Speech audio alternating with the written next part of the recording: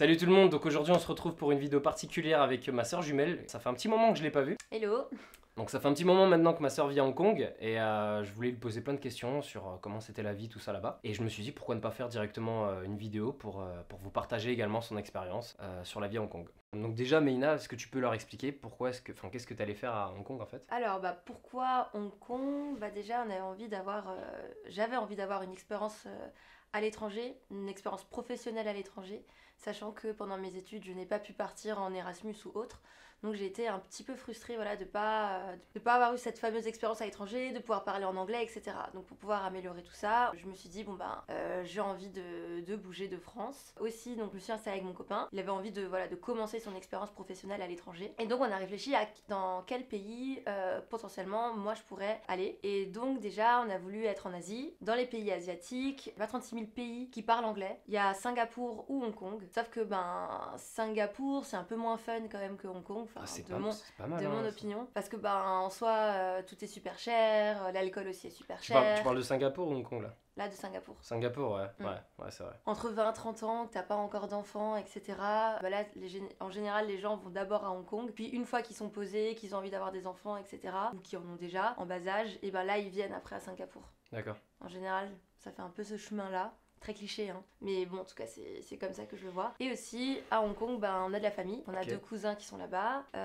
Donc j'ai déjà pu les voir plusieurs fois. Donc en soi, Hong Kong, je connaissais déjà. Donc en soi, voilà. C'est pour ça qu'on a décidé de partir à Hong Kong. C'était le choix un peu plus... celui qui faisait le plus sens. D'accord. Bon, alors du coup, la première question que même les gens peuvent se poser, ça serait comment ça se passe quand t'es un étudiant et que t'as pas spécialement beaucoup d'argent et que tu veux vivre là-bas? C'est comment du coup la vie à Hong Kong? Est-ce que c'est cher, accessible ou pas? Je dirais que la vie en soi, elle est quand même un peu plus chère que Paris. Déjà juste au niveau de l'immobilier, les appartements coûtent extrêmement cher. De toute façon, je crois que c'est une des villes où le coût immobilier est le plus élevé. Par exemple, pour mon expérience personnelle, pour un appartement entre 30 et 35 mètres carrés, je crois, avec une chambre, un salon, on paye environ 2000 euros. Mais ça, et là où tu es, est-ce que c'est l'endroit le plus cher ou... Parce que tu sais, c'est comme dans Paris, t'as des endroits avec...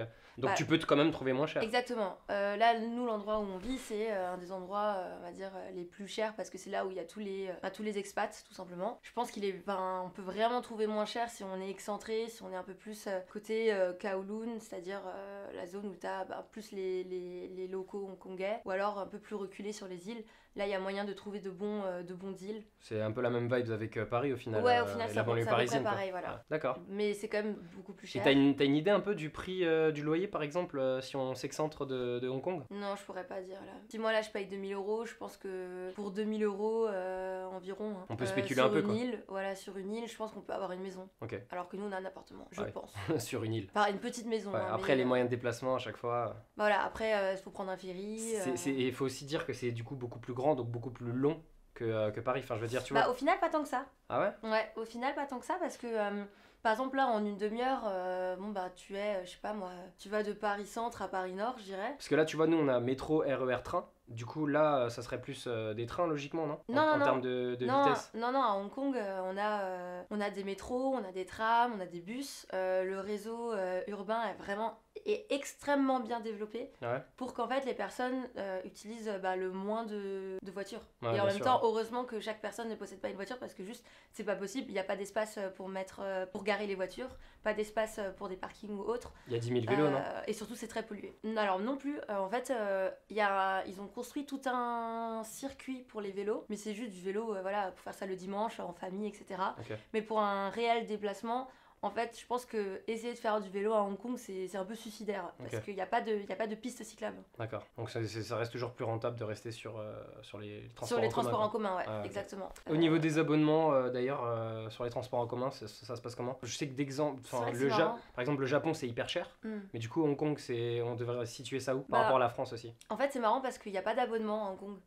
Quoi? Il y a pas de ce système d'abonnement. C'est marrant, j'avais pas pensé avant, mais oui. En fait, tu vas recharger ta carte. On a une carte Octopus, donc un peu ta Navigo. Donc tu la recharges et en fait, selon tes déplacements, tu vas payer un certain montant. C'est comme Singapour en fait. C'est comme ça aussi. Par exemple, si tu veux faire, je sais pas moi, gare de Lyon-Châtelet, vu que le trajet il est pas long, tu vas payer qu'une petite somme. Exactement. Et si tu fais des longues distances, ça va te coûter plus cher. Alors que Paris, on est sur le principe de zone. C'est-à-dire que, on va dire le plus worst forcément, c'est de te déplacer de la zone 1 à l'autre bout de la zone 1.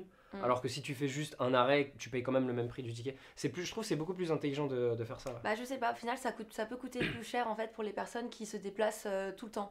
Sachant qu'en plus, c'est pas comme l'abonnement... T'as pas des tickets journée? Non, c'est pas comme l'abonnement en fait que nous avons à Paris, où en fait notre abonnement peut servir sur le tram et le métro. En fait là, ben, si tu changes de moyen de déplacement, ben, en fait tu vas payer en plus. D'accord, ok. Enfin, voilà. Bah, le tram, ça reste par contre le moyen de déplacement le moins cher. D'accord. Ça fait à peu près, c'est 2,60$, ce qui revient environ ça fait à peu près 30 centimes. Ok. Qu'importe le trajet, hein. Tu peux rester dans le tram autant que tu veux, ça coûte 2,60$. Ça va. Ouais, non, c'est vraiment pas cher. Ok, du coup, est-ce que tu peux nous en dire un peu plus sur du coup, l'alimentation? Pareil, au niveau des prix, brièvement, pour survoler la chose. Donc alimentation, genre dans les supermarchés, dans les restaurants. Ah. Alors c'est vrai qu'en fait, on peut absolument tout trouver à Hong Kong. Par exemple, on peut trouver du fromage, on peut trouver de la crème, des spaghettis, etc. Vraiment tout. Est-ce que ça a la même qualité? Alors, ça a la même qualité, le seul truc c'est que c'est cher.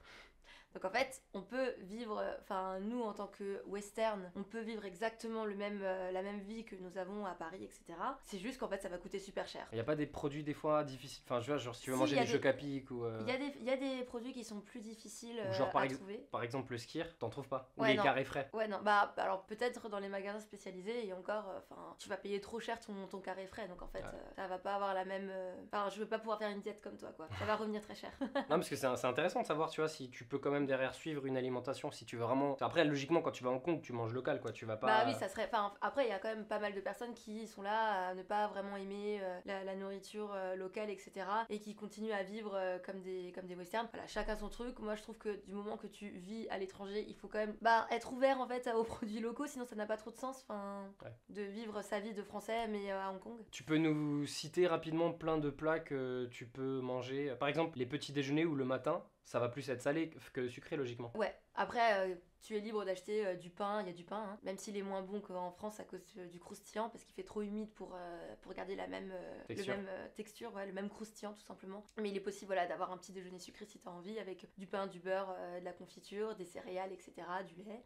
Ou alors effectivement, on peut manger en extérieur dans des sortes de cantines cantonaises. Et là-bas, ça va être des plats salés au four avec une grosse inspiration anglaise quand même parce qu'il faut savoir qu'Hong Kong c'est une ancienne colonie anglaise donc on sent quand même l'inspiration anglaise dans leur petit déjeuner donc c'est pas ouf des fois. Ah oui, du coup c'est quoi les plats récurrents que t'as l'habitude de manger en vivant à Hong Kong du coup? Forcément très asiatique, beaucoup du coréen, du japonais, mais donne-moi des exemples. Type dans le japonais ça va être soit des sushis soit des ramen.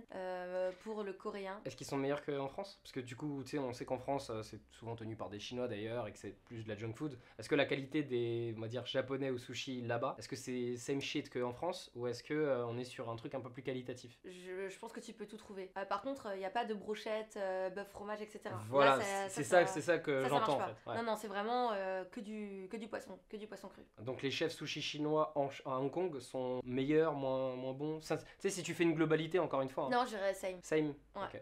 Same. Et au niveau des prix? Au niveau des prix, c'est cher. C'est plus cher qu'en France? Ouais, c'est plus cher qu'en France. Ok, d'accord. Ouais, non, c'est plus cher. En général, si on prend japonais, on prend plutôt des plats chauds. Après, tu peux trouver les deux, mais bon, moi j'aime bien aller dans des ramen ou alors dans des restaurants où ils font vraiment des plats type okonomiyaki, etc. T'as testé Kodo Wari Ramen de Paris? Ouais. En référence, du coup, si tu peux le situer par rapport à. Non, il est bon. Hein. Non, mais du coup, en Hong Kong, t'as aussi des perles? Ah oui, t'as aussi des perles. Ok. Ah ouais, il y a des ramen qui sont incroyablement bons. D'accord. Sinon, voilà, donc comme je disais, coréen, avec barbecue coréen, ou alors juste des plats traditionnels. Qu'est-ce qui est cliché? Ah bah des dim sum, forcément. Ouais. Donc là, les dim sum, c'est donc tous les vapeurs, en fait, toutes les spécialités vapeurs de Hong Kong. Donc t'as les fameux Xia Long Pao, donc ça c'est de Shanghai, mais on en trouve aussi à Hong Kong et c'est incroyablement bon. Donc je mange beaucoup dim sum. Après, tu peux aussi manger, enfin je mange aussi souvent italien. Il y a des pizzas aussi qui sont très bonnes, mais très chères. Donc voilà, c'est un budget. En euros, si tu pouvais convertir brièvement? Du type une margarita, c'est 15 euros. Voilà. Ok, d'accord. Après, je pense que tu peux trouver des margaritas pour moins cher, mais ça va être dégueulasse. Là, je parle vraiment de margarita italienne, quoi. Ouais. Pas en mode pizza américaine avec plein de fromage dégueu. Ok, ouais, c'est un peu les mêmes prix comme quand tu vas en Thaïlande et que tu veux manger. Ouais, après, en soi, je crois qu'à Paris, il y a des prix comme ça, mais bon, voilà. Ça dépend des enseignes, quoi. Exactement. Donc, est-ce qu'un budget course, on va dire, d'un étudiant, on va parler d'étudiant parce que c'est je pense, le public concerné. Enfin, je pense qu'il y a plus d'étudiants que d'adultes. Donc du coup, pour un étudiant lambda qui va vivre à Hong Kong, peu importe le quartier, hein, on a déjà abordé le sujet.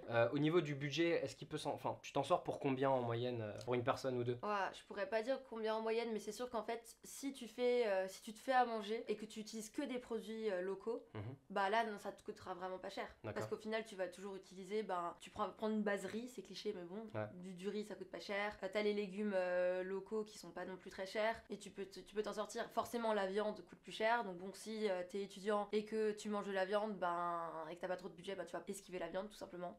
Ou alors la qualité de la viande, elle est un peu douteuse, donc tu vas pas vouloir la prendre. Voilà, mieux vaut être végétarien. Et sinon, en extérieur, c'est vrai que tu peux manger dans des petits boui-boui asiatiques, et là, c'est vraiment pas cher non plus. Précise, qu'est-ce que t'appelles un petit boui-boui? Un petit boui-boui. Un petit boui-boui, ça va être le petit resto où tu vas pouvoir manger des soupes de nouilles raviolis crevettes, par exemple, des plats avec du riz et de la viande, des légumes, etc. Mais vraiment, du coup, Kanto. Je voulais juste faire une petite parenthèse, on avait abordé le sujet du logement, et il faut aussi dire que généralement, quand tu vas là-bas, tu préfères vivre en colocation pour amortir le coût. Tu vas rarement vivre seul quand tu vas à Hong Kong et que t'es étudiant. Ouais, c'est vrai. C'est vrai que la majorité des étudiants ou ceux qui viennent pour faire des stages pendant 6 mois, le bon plan c'est d'être en coloc. Parce que c'est vraiment ce qui va coûter le moins cher. Tu peux nous faire un petit retour sur ton expérience, parce que tu nous as dit que tu as vécu donc avec ton copain là-bas, mais vous étiez quand même aussi en coloc. Enfin ça tu leur as pas dit, je crois. Non. Alors quand on est arrivé là-bas, justement pour un peu faire l'état des lieux, savoir où est-ce qu'on a vraiment envie d'habiter, etc. On a décidé de se mettre d'abord en coloc pendant 6 mois. Comment t'as fait pour gérer tout ce qui est papier? Comment ça se passe au niveau des démarches? Est-ce que c'est pareil qu'en France? Est-ce que c'est plus dur? Est-ce que t'es passé par une agence? Là on était passé par une agence, enfin une agente. C'est vrai que tu peux passer directement avec un proprio en direct, mais c'est plus rare quand même. La majorité des appartements, je pense que tu peux le trouver avec des agents. Tu payes des frais d'agence. Donc ça c'est 2 mois de loyer, je crois, ou 1 mois de loyer. En avance? Ouais, enfin pour le frais d'agence. D'accord. Ah oui, d'accord. Non, je crois que c'est 1 mois de loyer. Les honoraires, Ouais, les honoraires. Donc voilà, on a trouvé ça comme ça, en étant sur les réseaux, sur les groupes Facebook. Ça fonctionne beaucoup comme ça. Sur les groupes Facebook, il y a énormément de groupes Facebook où tu as plein d'offres, et après tu contactes tout le monde, quoi. Donc c'est plus rentable de passer par là que directement de faire du particulier à particulier, quoi. Même les particuliers, en fait, tu les trouves dans les groupes, sur les groupes Facebook. En fait, tout se passe sur les groupes Facebook. Ok, ça c'est marrant ça. Ouais, après t'as des sites dédiés, mais je pense, nous en tout cas, on a toujours utilisé Facebook. Alors pour les gens qui seraient intéressés, c'est les sites Facebook, il y en a plusieurs, il y en a un seul général. Non, justement, il y en a plusieurs. C'est quoi les noms, si tu peux en donner comme ça? On peut mettre des liens aussi, hein, mais... Ouais, je pense que je vais plutôt mettre les liens, parce que là, de tête, j'ai peur de dire une bêtise. Ok, mais tu on pourra mettre des liens, oui. Moi, je crois que ça va être Hong Kong Rent, ou un truc comme ça, ou voilà. Il y a aussi le groupe des Français à Hong Kong, et il y a plein aussi dès que c'est des Français et qui veulent lâcher leur appartement, vous allez pouvoir trouver des bails de ce type, et... Vous manœuvrez entre communautés françaises. Ouais, c'est ça. La communauté française à Hong Kong est très développée. Je crois qu'on est la première communauté expat sur Hong Kong, ce qui est assez étonnant parce que de base c'est quand même normalement on dirait les Anglais puisque c'est une ancienne colonie anglaise. Mais non, c'est les Français qui sont les plus représentés. Donc voilà, donc la communauté est pas mal. Donc n'hésitez pas à vous mettre sur ce groupe là des Français à Hong Kong pour avoir plusieurs tips et conseils, etc. D'ailleurs, pour revenir juste sur le logement, tu m'avais dit aussi que vous aviez à chaque fois des nouveaux colocataires tous les 6 mois en roulement. Du coup, nous la coloc elle avait bougé au bout de 6 mois parce que simplement c'est là où en général les personnes restent sur Hong Kong. Parce que souvent les personnes viennent pour les stages. Donc ça dure 6 mois, donc c'est pour ça. Et voilà, après bien sûr il y en a qui peuvent rester plus longtemps, mais t'as des colocs comme ça qui tournent au bout de 6 mois. Ouais, du coup c'est pour ça que tu voyais à chaque fois de nouvelles têtes dans le même logement. Ouais, après nous, moi dans ma coloc, on est resté 6 mois ensemble. Mais ouais, non, je recommande quand même de rester en coloc, de faire d'abord la colocation avant de pouvoir vivre seul, si vous avez les moyens de vivre seul aussi. Après, le bon plan c'est aussi d'être en couple. Forcément, le loyer est divisé par 2, c'est beaucoup plus pratique. Ouais, tu m'étonnes, tu partages la même chambre. Ouais, c'est ça. D'ailleurs, j'ai quelques anecdotes à partager au niveau des restaurants qui sont assez marrantes et qu'il faut savoir, je pense. La première, c'est qu'en fait, nous en France, on a l'habitude d'avoir des couverts et une serviette. En fait, c'est pas forcément le cas dans les restaurants. On a des couverts, mais en fait, il n'y a pas forcément de serviette. Donc, dans certains restaurants, tu te retrouves sans serviette. Et si tu veux en fait avoir un mouchoir, tu dois payer un petit paquet de mouchoirs directement à la caisse. Après, ça va coûter des centimes, mais voilà, du coup, il n'y a rien pour t'essuyer. L'autre fun fact aussi, c'est... Après, tu peux toujours aller aux toilettes. Il y a du papier aux toilettes. Ouais, il y a du PQ, ouais. Ouais, voilà, tu peux toujours aller aux toilettes, quoi. Ouais, mais bon, en général, juste t'as envie de manger, t'as envie d'avoir un petit truc pour t'essuyer, pas forcément du PQ. Ouais, bien sûr. température, c'est vrai. L'autre truc aussi, c'est que ils te donnent. Alors très souvent, l'eau qu'ils vont te servir, ça va être de l'eau chaude ou alors du thé, ou alors c'est de l'eau tiède. Tu veux dire en gros la symbolique carafe d'eau, elle est remplacée en par. fait, ils servent pas de. Enfin, ça dépend où. Hein. Il y en a qui te servent des carafes d'eau, mais sinon, ils te donnent juste un verre d'eau. Et ce verre-là, bah, l'eau, elle va être chaude ou tiède. Et si tu veux demander une carafe d'eau, c'est gratuit ou payant? Non, sinon c'est gratuit. Mais l'eau, elle est un peu dégueulasse aussi là-bas, donc. Mal filtrée aussi. Voilà, l'eau, elle est potable, je crois. Tu crois? Il y a des débats. Ok. Il y a des débats sur l'eau potable. Au bonheur la chance, les toilettes quoi. Non, bah pour moi elle est potable, mais bon apparemment il y a plein de plomb, etc. Donc faut la filtrer, faut la faire bouillir aussi. Voilà, il y a Donc plein de débats. en vrai, c'est par norme d'hygiène, c'est peut-être plus recommandé de consommer de l'eau chaude ouais, je pense. Ouais, que l'eau du robinet quoi. ouais c'est ça. Ok, ça marche. Ou l'eau du robinet mais que t'as fait bouillir. Et filtrer entre temps. Ah yes. Tu viens avec une filtreuse en fait quand tu vas dans le restaurant. Voilà. Ah, puis je me rappelle de mémoire quand on avait fait le tour de la Chine il y a longtemps, quand on était jeune, j'étais tombé je sais pas combien de fois malade quand on allait dans des restaurants. Hong Kong, ouais, et quoi. puis c'était la Chine il y a 10 ans, donc ça n'avait rien à voir avec Hong Kong là. C'est vrai. Mais bon, voilà, faut savoir que l'eau pour moi est potable, mais mieux vaut la filtrer. Ok. Il y a un autre truc aussi avec les couverts, c'est que très souvent il faut nettoyer ses couverts avant de manger. Donc en fait, si vous allez dans un petit resto de dim sum, bah là vous allez avoir un bol avec des théières. Et en fait, il faut nettoyer, on nettoie ses baguettes, son assiette, son petit bol et sa cuillère. Ok. Avec l'eau bouillante comme ça dans ce gros bol, et après il l'enlève. C'est quoi? C'est par principe? C'est la culture qui fait que. Je sais pas, je crois que c'est une superstition, une tradition, je crois, pour tout désinfecter, enlever toutes les bactéries qui peuvent se trouver sur les couverts. Bah, moi en vrai, je préfère ça que de me dire oui, mon couvert est censé être propre parce que le restaurateur l'a nettoyé, alors que rappelle-toi quand on avait fait le tour de la Chine, on avait vu un restaurant. Alors pour la petite anecdote, on est allé dans un restaurant, c'était vraiment un village, tu sais, c'est les normes d'hygiène là-bas, c'est pas dire que ça n'existait pas, mais tu sais, c'est les régions où justement les gens crachaient énormément dans les rues. Ouais, c'était il y a 10 ans. Il y avait les fameuses toilettes turques avec des pâtés de merde empilés comme ça, enfin c'était des trucs de fou, tu vois. Genre, en fait, quand tu cherches les toilettes, faut que t'ailles là où ça sent le plus la merde, tu vois. Généralement, à l'odeur, tu peux savoir où sont les toilettes. C'était comme ça dans les villes où on était. Et dans les restaurants, du coup, je me rappelle, on attendait pour avoir une table, parce que les tables étaient déjà remplies par des gens du quartier, j'ose imaginer. Et en fait, ils avaient fini de manger. La meuf, elle avait pris un torchon, elle avait nettoyé la table, et avec le même torchon où elle avait nettoyé la table, elle avait pris les baguettes, elle a frotté comme ça, et elle les a remis dans le pot commun au milieu là, tu vois. Oh, non, je me souviens pas de ça. Moi, je te jure, j'ai vu ça. Je spécule zéro. J'ai vraiment vu ça. J'ai dit, je mange pas ici. Genre, je mange pas avec les baguettes, c'est mort.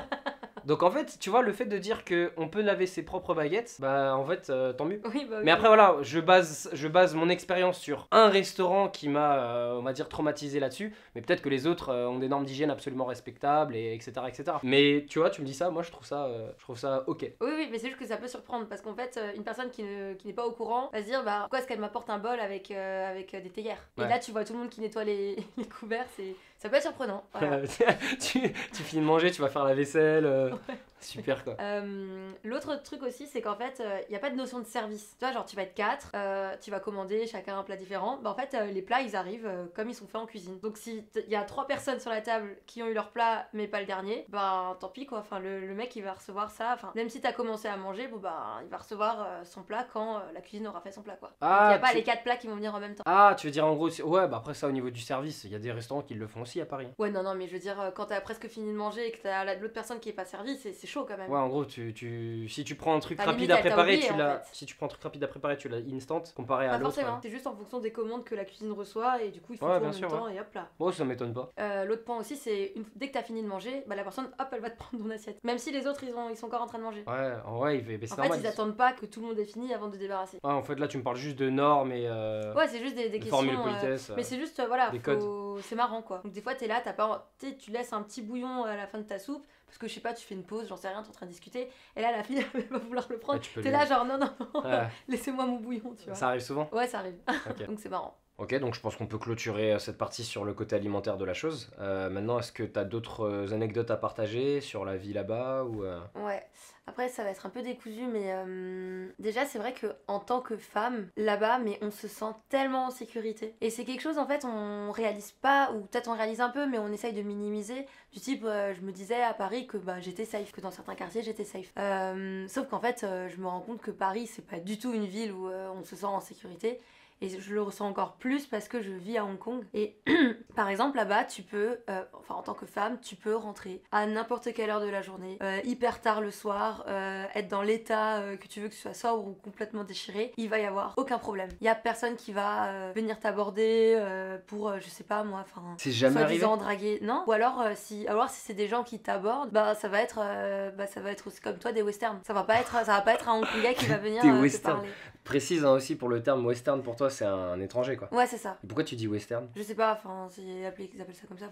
Là-bas ils appellent western, ça. Quoi. Okay. Ou alors ils s'appellent Gwailo. Gwailo, ça veut dire blanc. Et du coup, en on mandarin? est tous des blancs. En canto. En cantonais, ouais. Voilà, donc nous on est tous des Gwailo. Du coup, je veux dire, voilà, s'il y a quelqu'un qui va t'aborder ou je sais pas, qui va ça va être quelqu'un qui va te draguer en soirée, des trucs comme ça, c'est que des Gwailo quoi. Après, là c'est peut-être une très grosse généralité que je dis. Peut-être qu'au final il y a des cantos qui vont venir aussi draguer des meufs, mais. Ça t'est jamais arrivé quoi? Non, après en même temps je suis en couple tout le temps donc quand je verrai. Ouais, mais je sais pas, peut-être t'as pas d'anecdote par rapport à tes amis expats, etc. Non, là j'ai pas vraiment. Ok. Je pourrais pas sortir. D'accord, très bien. Peut-être que parmi vous, il y a aussi des gens qui vivent à Hong Kong, qui ont peut-être d'autres expériences là-dessus, ou alors au contraire qui valident parfaitement bien les dires de Mélina. Donc n'hésitez pas aussi dans l'espace commentaire à partager votre expérience, si vous avez quelque chose à partager bien sûr. Voilà. Du coup, il y a une chose que j'ai remarqué chez les Hongkongais, surtout les personnes âgées, c'est qu'en fait là-bas, tu vois, pour éviter de toucher les poignées de porte, les boutons, etc., et puis tomber malade, ce qu'ils font, en fait, ils prennent tout le temps des mouchoirs pour, je sais pas, pour tout quoi, pour même tirer la chasse d'eau, ouvrir la porte des toilettes alors qu'ils viennent se laver les mains, pour appuyer sur les touches de l'ascenseur, c'est soit ils utilisent un mouchoir, soit ils prennent leur clé et ils appuient comme ça, tu vois. Surtout avec la situation actuelle. Ouais, c'est ça. Du coup, ils font vachement attention. Et systématiquement, tu vois 90% des gens faire ça? Ah, mais de ouf. Même dans le métro, ils sont là pour tenir les barres, à avoir leur mouchoir, quoi. Ouais, ok. Du coup, c'est assez marrant, tu les vois comme ça avec leur mouchoir, ils sont comme ça. Ouais, c'est full précaution dans tous les sens, quoi. Ouais, c'est ça. D'accord. Donc c'est marrant, je peux comprendre, surtout vu la situation actuelle. D'accord. Mais voilà, c'est quelque chose, je pense qu'en France, on verrait pas forcément ça auprès des personnes âgées. Ouais, ou très peu, quoi. Ou peut-être très peu, effectivement. Il y avait un autre aspect aussi, c'est que là-bas, en fait, les gens, ils marchent tout le temps en regardant leur portable. Enfin, je sais pas, en fait...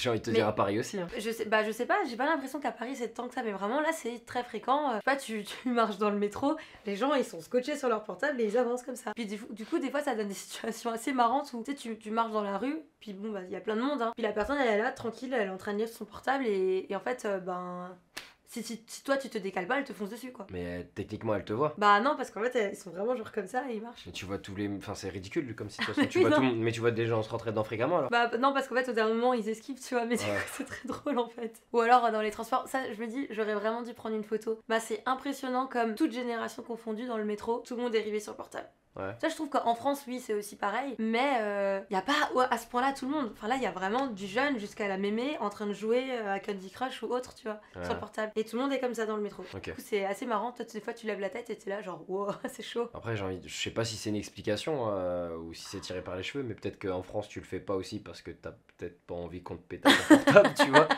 Non, mais tu vois, je sais pas si on peut souligner ce problème-là, tu vois, sans. Ouais, aussi, sans après, on revient aussi à l'insécurité, hein, c'est qu'en fait, là-bas, c'est safe, quoi. Ouais. Tu peux te balader avec ton portable, ton gros portable dans la poche arrière. T'as pas entendu des faits divers, de vol à l'arraché, trucs comme ça? Non, les seuls vols qu'il y a, c'est dans un bar français. Yes. Où là, il y a eu plusieurs sacs à main, des sacs à main ouverts avec les portables volés, les portefeuilles, etc. Okay. Ou voire même des sacs à main tout court volés. Ouais, bien sûr. Bien sûr, voilà, bar français. Ok. Est-ce que ce sont des Français qui l'ont fait? Je ne sais pas. Est-ce que c'est... voilà, je sais pas. Ouais. Sinon, un truc qui n'a rien à voir avec ce que j'ai dit avant, hein. En fait, là-bas, il y a pas de recyclage. Je pense que c'est la chose qui m'a le plus marqué en arrivant là-bas. Du tout? Il n'y a pas de recyclage. Il y a pas de... Enfin, tu mets dans la même poubelle ton verre, ton carton, tous tes déchets, quoi. Ok, tu t'es renseigné du coup sur le traitement des déchets, tout ça? En fait, il y a pas... Il y a pas de traitement des déchets en fait. Mais ça part où alors? Tout dans la même déchetterie. Et le truc le plus drôle, c'est que dans les endroits un peu fancy, alors classe, dans les centres commerciaux, ils mettent en fait dans les malls les différentes poubelles, tu sais, pour trier. Mais en fait, à la fin, finissent tous dans la même benne, donc en fait ça ne sert strictement à rien. Donc bon, j'espère que ça va changer, j'espère que... Ah si, quoique, je crois qu'ils ont mis en place des systèmes pour recycler le verre. Il me semble, mais c'est des points de collecte mis dans quelques endroits dans Hong Kong. Et je crois que c'est géré par une asso, enfin... Ouais. C'est vraiment pas généralisé, quoi. La politique au niveau du recyclage, c'est pas encore ça, quoi. Bah ouais, non, bah par exemple, tu vois, dans notre building, en fait, dans chaque building, je crois que c'est comme ça chez tout le monde, dans chaque building, à chaque étage, en fait, t'as une grosse poubelle qui est vidée toutes les soirs. Mais dans cette poubelle, bah tu mets ton gros sachet poubelle avec tous tes déchets dedans, et voilà. Ok. Du coup, c'est assez triste parce que de se dire qu'une ville aussi développée que Hong Kong, bah ne fait pas de recyclage, quoi. Ouais. Il faut qu'ils fassent des efforts là-dessus, quoi. Ouais, voilà. Il y a un gros effort à faire d'ailleurs. Surtout de la thématique recyclage à Hong Kong. Parce que là, même avec les clims, ouais, ça aussi, c'est un point qui est important, je pense. Sachez qu'à Hong Kong, même s'il fait hyper chaud dehors, ben en intérieur, on est obligé d'avoir un manteau ou un manteau, un gilet ou un pull. Parce que tout simplement, la clim, elle est tellement abusée que tu cailles de ouf, quoi. Donc, je pense que tu te souviens quand on était dans les bus, quand on était en Asie, dans les bus, il faisait genre 15 degrés, t'avais envie de mourir. Alors que dehors, il faisait 40. Ouais, je me bah, rappelle. en fait, c'est un peu comme ça aussi à Hong Kong. Donc, écologiquement parlant, c'est une catastrophe avec toute cette clim qu'ils mettent, mais genre tout le temps. Ouais. En plus, ils abusent, car Bah ouais, c'est ça. Il devrait y avoir une régulation de, je sais pas, s'il fait 30 degrés dehors, bah faut pas que tu fasses à moins 10, quoi, je sais pas. Mais bon, donc ouais, ils ont un réel problème avec la clim. En plus, c'est équipé partout. Hein. Ah ouais, mais partout. Après, il faut une clim parce que quand tu es chez toi, quand il commence à faire super chaud, bah t'es obligé de dormir avec une clim limite parce que tout simplement, sinon tu te réveilles en nage, quoi, en sueur. Ouais. T'as déjà essayé? Ouais, j'ai déjà essayé, mais je me réussis. Enfin, c'est pas possible. Ouais. Tu te réveilles. En sueur. Mais ouais. Mais même en mettant la clim à genre 22-23, c'est pas assez en fait. Ah ouais? Il faut vraiment mettre plus bas. Ok. Bah c'est peut-être pour ça qu'ils le font tous au final. Bah ouais, c'est pour ça aussi. Ouais. Donc voilà. Et après, je pense qu'on peut rebondir sur la température à Hong Kong. C'est vrai que je l'avais pas mentionné, mais bah en fait, il fait super chaud à Hong Kong. Il peut faire très très chaud, mais c'est surtout qu'il fait humide. Donc le ressenti, il est beaucoup plus important. Plus ou moins que la Thaïlande d'expérience? Je parle de la Thaïlande parce que pour moi c'est une référence. Je me souviens plus trop. Mais je crois que quand tu regardes en fait Hong Kong et Thaïlande, il me semble que la Thaïlande est encore plus au sud. Donc je pense qu'il fait encore plus chaud en Thaïlande. Ouais. Il me semble. Ouais, donc c'est moins lourd, mais plus pollué aussi. Où ça en Thaïlande ou À Hong Kong. Bah c'est pollué, il fait lourd aussi. Hein. Ouais. Les taux d'humidité, ils peuvent être de 90% aussi. Hein. Ouais.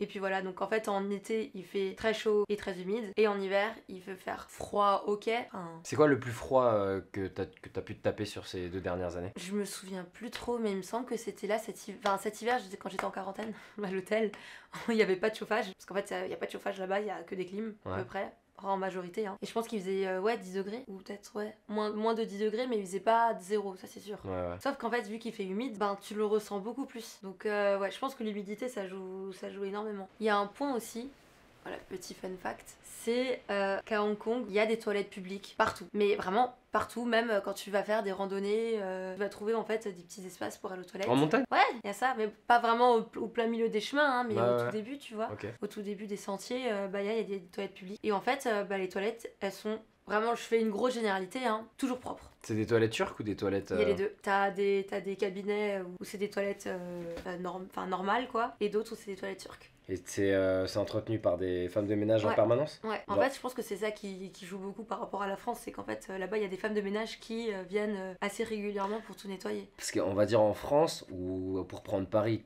pour exemple, encore une fois, parce que je vais pas spéculer pour toute la France, bah en fait, les femmes de ménage, souvent, c'est dans des points... Dans les centres commerciaux, ouais. Ouais, c'est vrai. Enfin, oui, ouais, c'est vrai. Ou alors c'est dans les mairies, c'est les mairies qui les engagent, ou je sais pas quoi. Alors qu'en extérieur, ça va plus être des toilettes, genre, autonomes. Ouais, c'est ça. Tu sais, les fameuses... t'appuies sur le bouton, le truc qui s'ouvre, sauf que quand la porte, elle s'ouvre, l'odeur et ce qu'il y a à l'intérieur, t'as pas trop envie, quoi. Ouais, non, mais le seul truc je sais qui m'enrageait quand j'étais sur Paris, c'est d'avoir ces toilettes publiques, donc là, automatiques. Mais par contre, à une certaine heure, c'est fermé. Donc toi, t'es là, tu sors, je sais pas, en plus, cliché de la soirée où, je sais pas, t'es sur les quais, t'es en train de boire ta bière, tranquille. Bah forcément parce que tu bois de la bière, bah va falloir au bout d'un moment que tu ailles tout le temps aux toilettes. Ouais. Parce que bon, bah, la bière donne envie de faire pipi. C'est vrai que c'est un problème en soi parce que tu vois souvent en tant que mec, souvent tu pisses dans la rue. Bah du coup tu pisses dans la rue. Ouais. En plus du coup il y a les mecs qui se prennent des amendes. Ouais. Parce que c'est interdit de faire pipi dans la rue. Mais quand tu vas dans les toilettes publiques, à une certaine heure c'est fermé. Donc toi t'es là, qu'est-ce que tu fais? Bah tu pisses aussi dans la rue. Ouais. Et du coup c'est dégueulasse, ça sent l'urine partout. Paris et ses belles odeurs, ouais. Ouais c'est ça. Alors que du coup à Hong Kong, bah il y a pas ça parce que les toilettes publiques sont ouvertes H24. Ouvert. Tu dis ouvert. Ouais.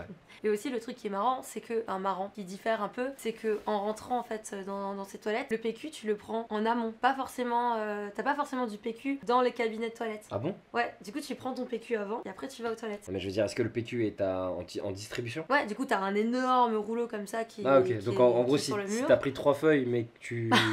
Chacun sa merde. Ouais. Ok, ouais. Du Faut coup, pré-shot voilà. quoi. Ouais. Donc tu prends ton PQ Mais en c'est pas amont. pratique. Ouais, bah je sais pas pourquoi il y a ça. Parce que tu vois, c'est plus économique de prendre en fonction que de overkill et au final t'as fait un perfect. Bah ouais, non, mais... non, en fait, je sais pas. Je sais pas pourquoi. Peut-être c'est pour des économies. Parce qu'au final, c'est peut-être plus économique d'avoir un gros rouleau plutôt que d'avoir plein de rouleaux dans chaque toilette. Ouais, je sais pas, ouais. Peut-être que c'est pour ça. Ouais. Mais bon, voilà. Ok. C'était les petites choses que j'ai pu remarquer qui étaient les choses de la vie courante qui diffèrent en fait de ce Bah que ouais, nous, on bah peut connaître. c'est bien de le noter en soi, hein, vu que Voilà, on parle de toilettes. c'est pas la même qualité de vie. Hein. Donc pour poursuivre, qu'est-ce que tu pourrais nous dire qui fait que tu préfères Hong Kong à Paris? Bon après les deux villes n'ont rien à voir déjà. Mais ce qui est vraiment dingue, incroyable à Hong Kong, c'est d'avoir cet équilibre entre le côté ville, comme Paris, où t'as la vie à 100 à l'heure, etc. Tu travailles du matin jusqu'au soir, le soir tu sors, tu vas voir tes potes, tu vas boire des verres. Et bref, du coup, tu rentres dans une spirale comme ça infernale. Mais par contre, le week-end, bah Paris, qu'est-ce que tu fais? Tu restes dans la ville. Parce que t'as pas trop de possibilités où bouger. Ou alors tu prends le train ou ta voiture et tu bouges. Sauf qu'en fait, à Hong Kong, tu peux totalement te déconnecter de la vie à 200 à l'heure. Parce que, en fait, en une demi-heure, tu peux te retrouver paumé en plein milieu de la montagne, dans la forêt, ou alors sur une plage. Enfin, ça, c'est incroyable. Et parce que Hong Kong est une île avec une île montagneuse, bah en fait, il y a plein de randonnées à faire, des super beaux sentiers, t'as des différents endroits, t'as différentes plages, des petites plages cachées ou grandes plages publiques, et c'est super facile pour s'y rendre parce que comme je l'avais dit plus tôt, tous les transports en commun sont très développés à Hong Kong. Bon en fait, tu peux vraiment te rendre sur des petits endroits cachés en plein milieu de la forêt ou des plages hyper facilement. Par exemple, de ton lieu de travail à la plage, tu mettrais combien de temps De mon lieu de travail jusqu'à la plage, il y a un bus direct et je pense que oui, en 40 minutes, je suis à la plage quoi. Ouais, ça va, c'est bénef. Et pareil pour la montagne, tu peux me donner une idée Bah, la montagne, ça va être plus proche. Là, en 20 minutes. Tu passes vraiment littéralement du centre-ville à je suis en train de faire du trekking en montagne. Mais en fait, t'es dans les hauteurs, alors du coup, tu peux facilement. Ça tue ça. Par exemple, de chez moi, tu te tapes une grosse montée, mais en une demi-heure, t'es vraiment paumé avec, sur un gros chemin pour courir dans la forêt, et puis tu vois toute la vue de Hong Kong avec tous les buildings. Et la nuit, c'est super beau quoi, avec de belles lumières. J'adore. Au niveau des activités, du coup, par rapport à tout ça, si tu peux nous en lister quelques-unes. Ouais, justement, il y a plein de tout ce qui va être sport outdoor en extérieur, ça va être vachement développé, comme l'escalade déjà. Donc il y a des salles d'escalade en bloc comme on connaît ici, mais également de l'escalade en extérieur, sur voie. Et t'as des endroits qui sont incroyables, où tu grimpes la roche, tu te retournes et là t'as la mer. Ouais, t'as un beau panorama. C'est super beau. T'as aussi beaucoup de randonnées, comme j'en ai parlé avant. T'as aussi du coup du trail, quand tu veux courir sur des chemins. T'as aussi pour tout ce qui va être sport nautique. Donc le kite. Même plongée, non? Ouais, il y a de la plongée. Après, plongée, je connais pas trop. Et franchement, vu la gueule de la mer, je pense que les poissons, ils sont un peu malades. Hein. Elle est polluée, la mer? Bah ouais, quand même. Hein. Enfin, franchement, vu tous les bateaux qui se passent l'eau, avec les claire. gros cargos, c'est pas... non, on n'est pas aux Philippines. Hein. Ouais, ok. Et encore, je pense même aux Philippines, il y a des eaux qui sont dégueulasses. Du coup, tu recommandes pas Bah si, apparemment il y a des beaux endroits pour voir des poissons. Non mais je parle juste même se baigner par exemple dans la mer, tu vois. Ah bah si je recommande, si. Ouais mais je sais pas, tu me dis qu'elle est hyper polluée. Non, il y a des endroits où l'eau elle est dégueulasse, mais t'as d'autres endroits où l'eau elle est toute claire, elle est trop belle quoi. D'accord. Ça va vraiment dépendre des endroits, des courants aussi je suppose. Ouais. Après je m'y connais pas vraiment, mais sinon tu peux totalement te baigner. Là tu peux trouver de tout quoi. Ah oui. Ok. Donc sport nautique. Voilà, sport nautique, plongée, kite, il y a même du surf. Alors bon, je sais pas trop, parce que les vagues elles sont pas non plus incroyables. Hein. Ouais, mais c'est pas Nice quoi. Comment? C'est pas Nice. Ah ouais, non, c'est pas Nice. Nice. Ouais. T'as quand même un peu plus de vagues que Nice, mais je sais pas. Bon, en tout cas, tu peux faire du surf aussi, du paddle, où tu sais, c'est quand t'es sur la planche et que tu. Ouais, enfin, toutes les activités nautiques, quoi. Ouais, mais il y a surtout un sport qui n'existe pas, enfin qui existe que, je pense, en Asie. Ça s'appelle le Dragon Boat. Et en fait, c'est genre un gros bateau. Ça ressemble un peu, je crois, à l'Aveyron, il me semble. J'y connais rien du tout, mais Du coup, ça doit parler. Ouais. t'as un gros bateau fin où t'as plein de personnes, je sais pas combien est-ce qu'ils sont. Et du coup, bah en fait, chacun a une pagaie. Donc il y en a qui sont droitiers et d'autres gauchers, mais t'en as qu'une seule. Ok. Et en fait, c'est des compétitions enfin c'est des courses. Sur le même bateau? Ouais, donc t'as plein de personnes en fait qui sont mais je veux dire- alignées les uns derrière les autres. Ouais, mais comme t'as ça. un bateau qui fait la course contre un autre bateau. Ouais, c'est ça. Ouais, voilà, ok. Et en fait, il me semble que t'as une personne à l'arrière avec un gros tambour pour donner le rythme. Ah, pour le. Ouais. T'as déjà fait ça? Non, j'ai déjà vu. Ah, t'as pas encore essayé? Non, bah non, j'ai pas Dommage. essayé. Mais il y en a certains qui essayent et Ça doit être c'est stylé, un ça. sport assez commun. Et il y a même un jour férié où c'est le Dragon Boat Festival. Ok. Donc un jour férié où t'as plein de compétitions, Stylé. etc. Ouais, On non. mettra des images pour illustrer. Ouais. Ouais, non, c'est marrant. Sinon, après, bien sûr, puisque nous sommes en montagne, il y a du parapente. Mhm. Donc, il y a beaucoup de sessions de parapente, etc. Et tu les vois où tu démarres sur la montagne et tu atterris à la plage. Ah, ça tue, ça. Et ça a l'air d'être incroyable. J'aimerais trop le faire. T'as encore fait, non? Non, j'ai pas encore fait. Ok. Ça coûte un peu cher quand Toi, même. tu fais beaucoup d'escalade, toi, non? Ouais. En fait, il y a beaucoup de spots d'escalade. Et ce qui est trop bien, c'est qu'une fois que t'as ton matos, en fait, t'es complètement libre et c'est gratuit. Donc, tu montes quand tu veux. Tu vas soit le matin. On a même fait des sessions aussi la nuit. Du coup, c'était marrant. On avait donc nos lampes frontales et puis on grimpait comme ça en pleine nuit, quoi. Il y a beaucoup de waterfall là-bas ou pas? Ouais, aussi, il y en a pas mal. Après, moi, j'en ai pas réellement fait. Parce que je crois qu'il faut que t'attendes une saison particulière pour que t'aies assez d'eau, pour que du coup, il y ait les waterfalls. Ah, ok, d'accord. Mais sinon, oui, il y a plein de bassins naturels où tu peux te baigner aussi. Ou même des points d'eau où tu peux sauter, genre? Ouais, des points d'eau, tu peux sauter. Après, je parlais du trail, mais il y a aussi en fait des sortes de chemins de randonnée, mais dans les cascades. Donc, en fait, t'es dans l'eau et puis en fait, c'est un mélange entre, je pense, enfin, c'est pas vraiment de l'escalade, hein, mais en fait, tu grimpes des cascades et puis t'es dans l'eau, quoi. Ça tue. Et ça, c'est trop stylé aussi. T'as déjà fait? Ouais, une fois. Ok, nice. Après, on s'est perdu, mais. Comment ça, tu t'es perdu? On s'est perdu dans le chemin, on s'est perdu dans la forêt, on n'arrivait plus à trouver. Et la nuit, elle commençait à tomber, on n'avait pas de lampe frontale. D'ailleurs, concernant la forêt, la montagne, tout ça, ça se passe comment au niveau du réseau? Ça capte bien? Et en soi, ouais, il y a du réseau partout, quoi. Ah ouais? T'as jamais été en rupture? Si, quand tu vas vraiment. T'enfoncer de fou, quoi. Ouais, quand tu t'enfonces de fou, ou alors. Si, il y a des endroits où t'as pas de réseau. Mhm. Mais globalement, t'as du réseau tout le temps. Ok. Et même dans les transports en commun, même dans le métro, t'as du réseau. Et C'est incroyable. Et le forfait téléphonique, c'est. Le forfait téléphonique, c'est. Brièvement pour aborder les choses. Soit t'as des abonnements comme en France. Ouais. Mais soit les prix, c'est les mêmes? Je sais pas. Moi, j'ai une carte prépayée. Ok. Que je paye en fait tous les mois. Et la 4G, c'est comment? C'est Ou 20 5G. €. La 5G? Elle tourne bien? Enfin, la 4G ou la 5G, elle tourne bien là-bas? Ouais, Ok. il y a vraiment pas de souci niveau connexion internet. D'accord. Hein. Vous avez la fibre? Ouais, il y a aussi la fibre. Tu sais combien de gigas vous avez? Vous avez 1 giga? Je sais plus, je sais pas. Ok. Bon, après, je pose des questions, mais je pense que la réponse est trouvable sur internet. Mais... Non, je sais pas, non, la connexion est très bonne. Ok. Enfin, Hong Kong, c'est quand même une grosse ville où tout le monde est sur leur portable. Enfin, je pense que à ce niveau-là, ils sont assez bien sûr, développés. Ouais, je pense. Cela va de soi. Ouais. En résumé, je dirais que Hong Kong, c'est vraiment une très belle ville. Une ville à découvrir tant par la beauté de ses paysages que culturellement, gustativement aussi parlant, parce que il y a des spécialités qui sont délicieuses. Mhm. Ouais, non, enfin vraiment, j'adore et je pense que voilà, je vais continuer à y vivre pendant quelques années, même si je sais que in fine, je reviendrai en France plus tard, quoi, mais pas Ok. tout de suite. Donc je pense qu'on a bien survolé principalement ton ressenti sur Hong Kong. Ouais. Mais maintenant, j'aimerais que tu nous parles d'un sujet un peu plus, on va dire, sensible. C'est la politique de Hong Kong, du coup. On va dire un petit peu tous les problèmes sans trop rentrer dans le cœur du sujet, parce que tu vas nous expliquer pourquoi il faut pas non plus que tu t'avances trop.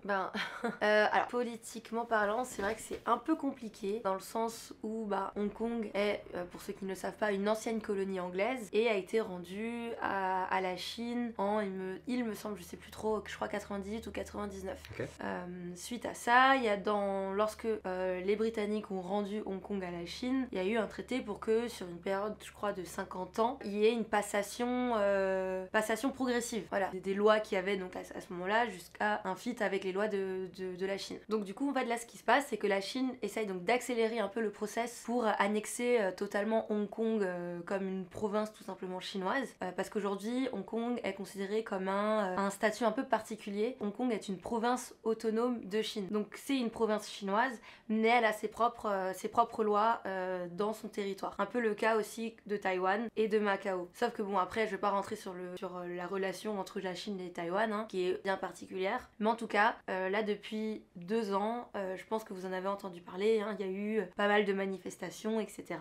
pour entre les Hongkongais qui sont pro-démocrates, enfin voilà, pour la démocratie, et du coup le gouvernement chinois. Beaucoup de violence et donc aussi. la police. Donc effectivement il y a eu des violences parce que tout simplement les personnes manifestaient pour continuer à avoir leurs droits, leur liberté. Tu y as assisté en plus, non? Non, moi Ouais. j'ai pas assisté. Il n'y avait pas une période où, je me rappelle, notre cousin, qui lui aussi vit à Hong Kong, vous disait de rester chez vous, etc. Ah oui, alors j'ai vécu une manifestation. Donc c'était il y a longtemps parce qu'après il y a eu donc le problème sanitaire. Donc en fait il y avait eu plus aucune manifestation forcément parce que les regroupements n'étaient pas autorisés.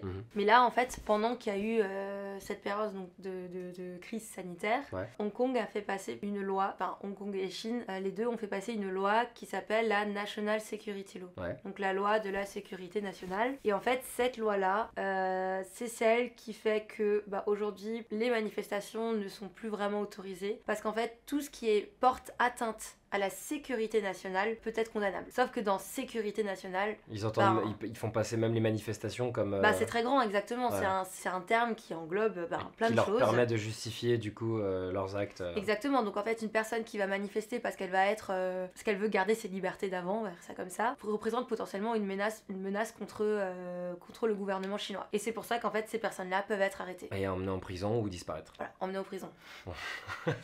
Et donc c'est pour ça que voilà, il y a eu plein d'arrestations, tous les représentants des mouvements pro-démocrates, peut-être que vous avez vu le reportage sur Joshua Wong, je sais plus, je sais que c'est Joshua quelque chose. Du coup, lui et tous ses collègues qui faisaient partie là du même parti qu'ils étaient en train de fonder, tous ceux-là ils ont été arrêtés. Parce qu'aussi cette loi est rétroactive, dans le sens où la loi de la National Security Law les condamne sur des faits passés. Ok. Donc pendant qu'ils étaient à l'époque où il y avait les manifestations, etc., du coup ils sont condamnables par rapport à cette époque-là. Ouais, d'accord. Ouais. Donc eux ils ont été arrêtés. Il y a eu aussi, peut-être vous en avez entendu parler, un célèbre journal qui était plutôt dans des tendances pro-démocratiques, et eux aussi les dirigeants il y a eu un gros raid où les 4 grands dirigeants ont été arrêtés, et le journal a fermé. Ok. Il a fermé là il y a 2 semaines je crois. Donc en fait donc petit à petit en fait il y a une sorte de censure qui se met en place, hein. Apparemment j'ai même entendu dire qu'il allait avoir des affiches de propagande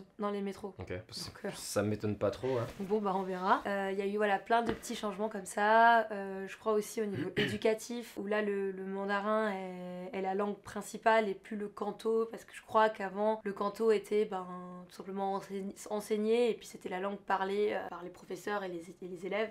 Et là maintenant je crois qu'ils veulent mettre de plus en plus en place en fait le mandarin, ce genre de choses. Donc forcément les nouvelles générations vont être plus dans la mentalité chinoise. Quoi d'autre encore qui est notable? Le Teochew n'est pas présent à Hong Kong. Alors il y a une communauté de Teochew mais c'est pas... Il y a plus de cantonais que de mandarins. Ah bien sûr, non, il y a beaucoup plus de cantonais. Okay. Les gens à Hong Kong, les gens à Hong Kong ne parlent mandarin, mais la langue là-bas c'est le cantonais. Okay. Donc si jamais vous avez fait LV3 chinois, vous oubliez. Ou alors si vous pouvez parler, mais bon. Ouais, ils parlent plus cantonais que. Ils parlent cantonais, ouais. Voilà. C'est ça. Okay. Il y avait un autre point aussi que je voulais aborder. Oui, j'ai lu ça ce matin, c'est que ils vont également mettre en place en fait des restrictions avec cette National Security Law. Ils vont mettre en fait en place une autre censure qui est sur les films tournés et diffusés à Hong Kong. Alors même vous en tant qu'expat particulier étranger, si vous créez là-bas directement, vous êtes impacté par cette censure? Je comprends si on crée, c'est-à-dire... Par exemple, tu me parles au niveau des films, je parle, imagine demain... un réalisateur qui veut tourner un truc pro-démocrate. Ou même des courts-métrages, t'es soumis à cette censure, quoi. Ouais, donc... ça vient de tomber, je l'ai vu ça ce matin. Après, je suis pas allée dans les détails puisque j'ai pas pu lire tout l'article. Après, nous, de notre spectre, de notre point de vue, si tu vis à Hong Kong mais que tu continues de faire des trucs trucs et de créer sur des plateformes entre guillemets françaises, comme par exemple YouTube France, bah t'es pas impacté. Mais à partir du moment où Non, parce que les étrangers peuvent être... Les étrangers, en fait, sont également soumis à cette National Security Law. Ouais. Donc, en fait, que tu sois local ou que tu sois étranger, si tu montres, en fait, Voilà, si tu portes atteinte... Avec une forme d'hostilité... Voilà. Si tu es hostile et si tu portes atteinte à la sécurité nationale, bah, eh bien, tu peux être condamnable. Ouais. Même en étant étranger. Voilà, donc ok. Donc c'est un climat qui est assez particulier. Après c'est vrai que, alors moi personnellement, on vit un peu dans notre bulle de Gweilo, tu vois. Donc en fait on est juste spectateur de ce qui se passe actuellement à Hong Kong. C'est hyper triste, hein. C'est hyper triste Ouais. par rapport aux Hongkongais, ceux qui ont grandi avec la liberté d'expression tout simplement. Et de voir que là ils commencent à être de plus en plus censurés, c'est assez triste. En gros là techniquement même avec cette vidéo qui est sur ma chaîne, si tu tiens un discours qui est un peu... Enfin, là, tu ne fais que relater des faits et transmettre l'information, mais si tu commences à avoir un discours un peu plus... comment je pourrais dire ça? Peut-être, oui, virulent, où je montre de l'animosité, ouais. Je sais pas. Tu peux être condamnable pour ça? Je sais pas. Pour un potentiel, je pense que oui, mais... parce que ça rentre dedans, du coup. Ouais. Mais après, voilà, c'est assez flou en soi. Hein. C'est les nouveau contours, surtout. Voilà, les contours de cette loi sont assez flous encore, donc on peut pas vraiment savoir, mais voilà, on sait qu'il faut faire attention à ce qu'on dit. Ouais. Surtout pour les Hongkongais. Ouais, tu m'étonnes. Un autre point aussi où on peut sentir que de plus en plus il y a une forme de censure, c'est que normalement tous les 4 juin, il y a une commémoration sur ce qui s'est passé à Tiananmen. Donc quand tout simplement le gouvernement chinois a balancé des chars sur les manifestants qui manifestaient donc à Tiananmen. Et qui ont ouvert le feu? Qui ont ouvert le feu. Ouais. Oui, tout simplement ils ont lancé des chars et ils ont lancé l'armée. Donc en fait c'était un énorme massacre. Donc ça fait 20 ans que cet événement a eu lieu. Et donc depuis, chaque année, à Hong Kong, il y a une commémoration où les personnes se rassemblent, prient et mettent des bougies, allument des bougies. Donc l'année dernière, cette commémoration a été annulée parce qu'il y a eu, pour des raisons sanitaires, parce que les regroupements étaient interdits. Mais ça arrangeait bien le gouvernement. Aussi. Et cette année, par contre, elle a totalement été supprimée par la loi de la National Security Law. Parce que considérée comme hostile contre... Voilà, parce qu'en fait... ça, abusé, en Chine, on n'en parle pas du tout, quoi. Ouais. Et je crois que si tu tapes sur le moteur de recherche là-bas, ça n'existe pas. On n'en parle pas. Donc voilà, on commence à rentrer en fait dans une forme de censure. Nice. Donc il y avait la partie je vous vends du rêve, Hong Kong c'est trop bien, mais pas partout. Sur le plan politique, effectivement, c'est très compliqué. C'est catastrophique, ouais. Merci beaucoup. Merci beaucoup pour ton feedback.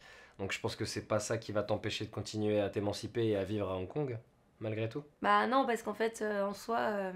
je veux dire, si tout le monde devait partir de Hong Kong à cause de ça... Non, bien sûr, je veux dire, pour le moment, par rapport à ça, c'est pas... Non, pour le moment, moi, ça m'impacte... Enfin, vous n'êtes pas impacté grandement, quoi. Comme je le disais avant, on n'est pas impacté directement, en fait. De par leur on politique, est juste spectateur. Ouais. Merci beaucoup Mélina pour ce partage. Ça fait plaisir aussi d'avoir de tes nouvelles, je pense, pour la communauté qui t'avait découvert, j'ai envie de dire, en même temps que moi. Hein. On a fait les vidéos, on a grandi ensemble, on a vécu ensemble. Donc voilà, ma soeur maintenant va repartir dans quelques semaines de nouveau à Hong Kong. Ouais. Pour je ne sais quelle durée. Je sais pas. Une durée indéterminée, ouais. Voilà.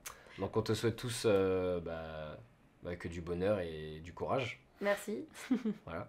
Merci. N'hésitez pas en tout cas à me poser des questions, soit sous la vidéo de Bastien, soit directement sur Instagram. Voilà, je pourrais y répondre du mieux que je peux en tout cas. Ouais, de toute façon, je pense pas qu'ils seront une centaine à avoir envie d'aller vivre à Hong Kong, quoi. Je sais pas, voilà, on sait pas. Mais si jamais, voilà, n'hésitez pas, ces DM sont ouverts. Mais que pour ça. Salut, prenez soin de vous, à la prochaine pour la prochaine vidéo. Ciao, ciao. Inch'Allah.